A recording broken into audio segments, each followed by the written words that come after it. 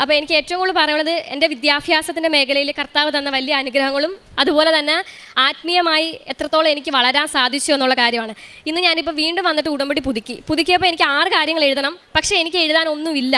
കാര്യം തന്ന കർത്താവിന് വയറ് നിറയ്ക്കാൻ അറിയാം. ഞാൻ എന്താണ് ചോദിക്കേണ്ടത്, എന്താണ് ഞാൻ എഴുതേണ്ടതെന്ന് എനിക്ക് അറിയത്തില്ല. കാര്യം എനിക്കറിയാം നാളെ എനിക്കൊരു ജോബോ അല്ലെങ്കിൽ അത് കഴിഞ്ഞ് എന്താണോ എനിക്ക് വേണ്ടതെന്നുള്ളത് കർത്താവിന് വലിയൊരു പദ്ധതി എൻ്റെ മേളിലുണ്ട്. ഞാൻ ഭയങ്കരമായിട്ട് പ്ലാൻ ചെയ്ത് ഇത് പഠിക്കണം, ഇത് ചെയ്യണം എന്നൊക്കെ ചെയ്ത് വെക്കും. പക്ഷേ ദൈവം അതിലും മേളിലുള്ള വലിയ വലിയ കാര്യങ്ങളായിരിക്കും എനിക്ക് വേണ്ടി ചെയ്യുന്നത്. അതുകൊണ്ട് എനിക്ക് 6 കാര്യങ്ങൾ എന്ത് ചെയ്തെന്ന് ഭയങ്കര കൺഫ്യൂഷൻ. ഞാൻ പിന്നെ ഒരു 3-4 കാര്യം എന്നെ വിശുദ്ധീകരിക്കണമേ, എന്നെ കർത്താവിലേക്ക് കൂടുതൽ അടുപ്പിക്കണമേ, അങ്ങനത്തെ കുറച്ച് കാര്യങ്ങൾ എഴുതിയത്. അതുപോലെ ജർമ്മനി നിൽക്കുമ്പം ഭയങ്കര ടെംപ്റ്റേഷൻസാണ്. കാര്യം നമ്മൾ ഒറ്റയ്ക്കാണ് താമസിക്കുന്നത്, നമ്മുടെ കൂടെ ഫാമിലി ഒന്നുമില്ല. അപ്പോൾ ഞാൻ കൂടുതലും കർത്താവിനോട് പറയും, കർത്താവ് ഇതെൻ്റെ കൊച്ചു പ്രായമാണ്, എനിക്ക് 10-25 വയസ്സേ ഉള്ളൂ. അപ്പം എനിക്കിപ്പം വേറെ ഒരു കാര്യത്തിലേക്ക് കോൺസെൻട്രേറ്റ് ചെയ്യാതെ കൂടുതലും കർത്താവിലേക്ക് അടുക്കാൻ വേണ്ടി എൻ്റെ ഈ ഒരു യൂത്ത് തൈത്തായിട്ട് ഞാൻ കർത്താവിന് സമർപ്പിച്ചുകൊള്ളുവാണ്.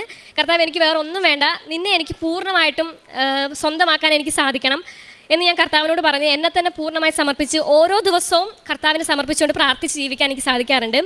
പിന്നെ ജർമ്മനിയിൽ ഞങ്ങൾ എല്ലാ ഞായറാഴ്ചയും ഹോളി മാസിന് കൂടാറുണ്ട്. അപ്പം അവിടെയുള്ള ക്രിസ്ത്യൻസ് എപ്പോഴും എന്നോട് പറയും, നീ ഹിന്ദുവാണ്, നിൻ്റെ ഈ വിശ്വാസവും നിൻ്റെ ഈ പ്രാർത്ഥന കാണുമ്പം അവർക്ക് തന്നെ അത്ഭുതം തോന്നും, അവരൊന്നും കർത്താവിന് വേണ്ടി ചെയ്യുന്നില്ലല്ലോ. അങ്ങനെയൊക്കെ അവർ പറയുമ്പം എനിക്ക് ഭയങ്കര സന്തോഷം തോന്നും. ഒന്നുമില്ലെങ്കിലും കർത്താവ് എന്നെ തിരഞ്ഞെടുത്തല്ലോ, അതിലെനിക്ക് ഭയങ്കര സന്തോഷമുണ്ട്. പിന്നെ കഴിഞ്ഞ മാസം ഞാൻ വന്നിട്ട് ഓരോ വീടുകളിലും കൊണ്ട് പത്രം കൊടുത്തു. കൂടുതലും ഹിന്ദുസിൻ്റെ വീട്ടിലാണ് കൊണ്ടു കൊടുത്തത്.